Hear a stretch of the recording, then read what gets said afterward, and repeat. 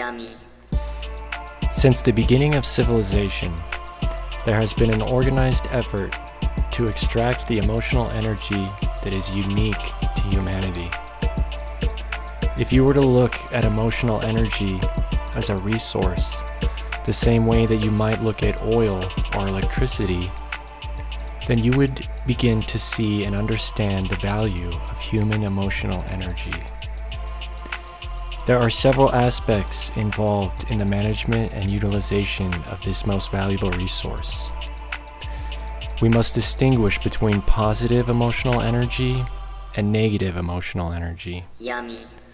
For the purposes herein, I will consider positive emotional energy as emotional energy which leads to beneficial action, and negative emotional energy as preventing or postponing beneficial action. First, an individual must identify thought patterns that are detrimental to the cultivation of positive emotional energy, or thought patterns which are not likely to lead an individual into positive action. Most often, these thought patterns manifest in the mind as fear or self-doubt.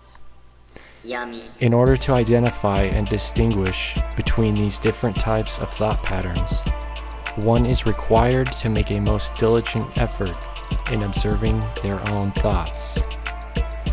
It is important to make a distinction here between observing something and making conflict with it. If one begins to observe negative thought patterns, the observation of the pattern itself is sufficient in learning to change the pattern into one that would be more beneficial. It would be more beneficial to focus the mind onto something that leads to positive action, rather than dwell on the negative pattern and create further conflict by its observation. The key to experiencing the positive effects of positive emotional energy lies in eradicating negative thought patterns. This is because thoughts, or more precisely, the emotional energy behind thoughts, acts as a carrier wave, and when there are waves of opposite polarity, they cancel each other out. A good example of how this works would be noise-canceling headphones.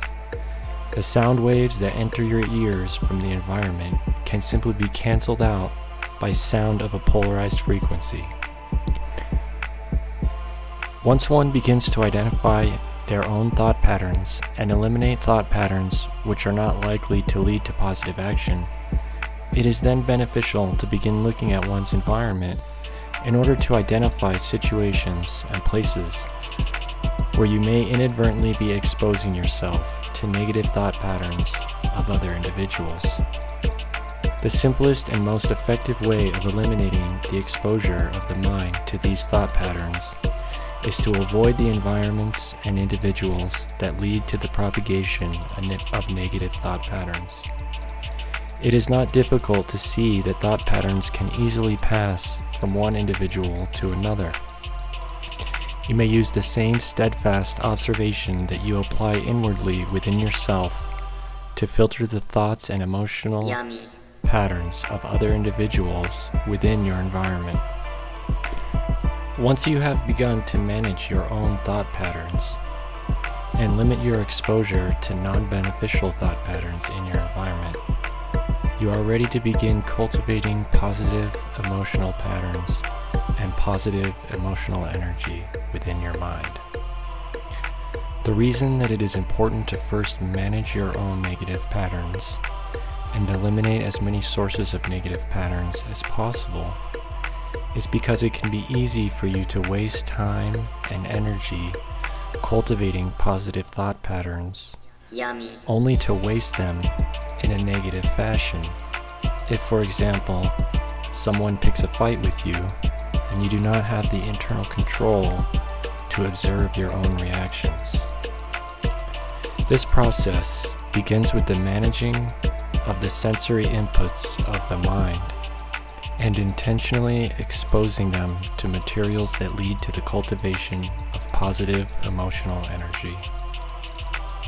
Like, comment, subscribe. I'm out.